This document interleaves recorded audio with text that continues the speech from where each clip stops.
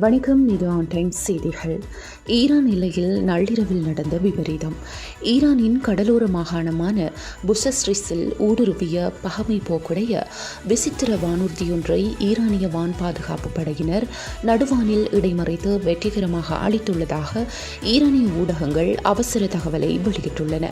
இச்சம்பவம் சர்வதேச அரசியல் மற்றும் இராணுவ தளத்தில் பெரும் பரபரப்பை ஏற்படுத்தியுள்ளது.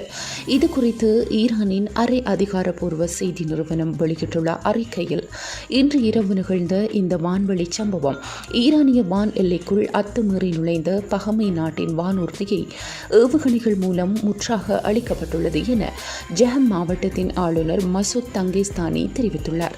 அத்துடன் வான் பாதுகாப்பு படையினரின் இந்த துரித நடவடிக்கையை அடுத்து தற்சமயம் அந்த நகரம் முற்றிலும் வளமையான மற்றும் பாதுகாப்பான நிலைக்கு திரும்பியுள்ளதாகவும் அவர் சுட்டிக்காட்டியுள்ளார்.